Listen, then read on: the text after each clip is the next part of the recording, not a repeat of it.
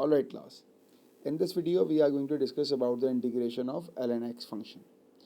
सबसे पहले रूल लिख देते हैं, इंटीग्रल ऑफ 1 अपॉन x ये आपका बराबर है ln x प्लस सी के. ठीक है जी, ये हमारा रूल है कि integral of 1 upon x is equals to ln x plus C. अब इस रूल को कैसे हम एक्टिव करेंगे? लेट सपोज हमारे पास एक एग्जाम्पल ले लेते हैं हम. Let suppose you have find out the integral of 1 divided by x plus 4. ठीक है ना, इसको हमने इंटीग्रेट करना है. अब आपका यहाँ पर जो वो की और लॉग वाला कॉन्सेप्ट है वो कैसे यूज़ होगा, पहले तो उसको हम सीखते हैं. अब आपने सिंपल ये देखना है कि यार पहली बात आपको कैसे पता लगेगा कि ये एल की इंटीग्रेशन है.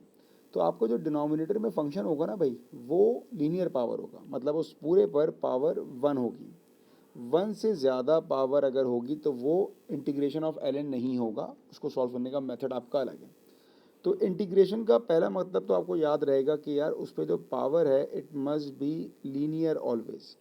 लीनियर मतलब हमेशा 1 होनी चाहिए, कुछ और नहीं चल सकती. और दूसरी बात कि वो फंक्शन आपका डिनोमिनेटर में होना चाहिए. ठीक है, तो ये जो सिनेरियो है मेरे पास, that is a perfect example of integration of L function.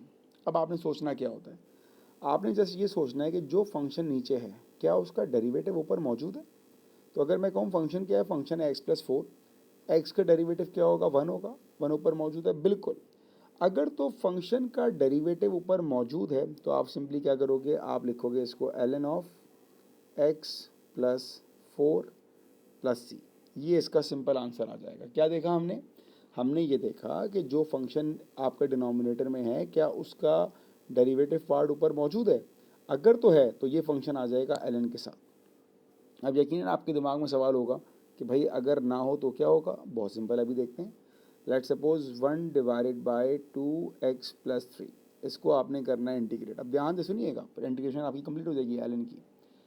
अब आप ये देखें, पहली चीज़, जिस फंक्शन को आप इंटीग्रेट कर रहे हो वो डिनोमिनेटर में है, बिल्कुल है.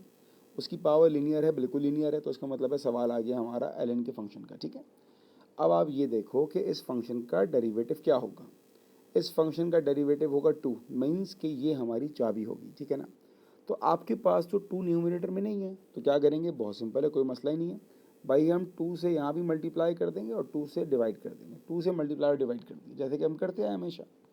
जब आपने 2 से मल्टीप्लाई और डिवाइड किया तो फ़ायदा क्या हुआ, अब फ़ायदा ये हुआ कि ये आपका पूरा कंप्लीट हो गया वो लॉक एंड की का कॉन्सेप्ट. जो आपका फंक्शन डिनोमिनेटर में है, जो फंक्शन डिनोमिनेटर में है क्या उसका डेरिवेटिव पार्ट न्यूमिनेटर में मौजूद है.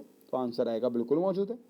तो जब मौजूद है तो आप सिंपल क्या लिखोगे, आप लिखोगे एल ऑफ 2x प्लस 3 और plus c as it is. अब सोचो कि ये 1/2 कहाँ गया, ये 1/2 कहीं नहीं जाएगा, ये 1/2 अपनी जगह एज इट इज़ रहेगा. तो ये आपके पास हो गई इंटीग्रेशन ऑफ एल फंक्शन. ठीक है ना. और एग्जाम्पल ले लेते हैं भाई. Let suppose you have integral of 5 divided by 3 plus, बल्कि 3 माइनस करते हैं, 3 माइनस 4x. लेट सपोज कि ये आपकी इंटीग्रेशन आ गई. ठीक है, पहली बात, मेरे पास ये एल की इंटीग्रेशन है. कैसे पता लगा कि डिनोमिनेटर में लीनियर पावर फंक्शन है. सही है. अब आप ये देखो कि यार इसका डेरिवेटिव, डिनोमिनेटर वाले पार्ट का डेरिवेटिव क्या होगा. तो डिनोमिनेटर वाले पार्ट का डेरिवेटिव होगा मेरे पास -4. क्या -4 ऊपर मौजूद है? तो आपको जवाब मिलेगा नहीं मौजूद है. तो उसका हल क्या है भाई, आप मल्टीप्लाई -4 करो और डिवाइडेड बाय -4 करो. कर दिया. फ़ायदा, फ़ायदा ये हुआ कि अब आप ये कह सकते हो कि जो मेरा फंक्शन है, जो मेरा फंक्शन है उसका डेरिवेटिव पार्ट ऊपर मौजूद है. मौजूद है ना. तो आपको ताले की चाबी मिल गई. इसका मतलब है कि अब ये फंक्शन इंटीग्रेट हो जाएगा. तो इंटीग्रेट के बाद क्या आया, एल ऑफ 3 माइनस 4x. ये तो इंटीग्रेट हो गया. अब सोचेंगे 5 और -4 कहाँ है, तो भाई ज़्यादा मत सोचेंगे, कहीं नहीं गया, ये अपनी जगह है -5/4 एंड प्लस सी. ये आपके पास इसका आंसर है.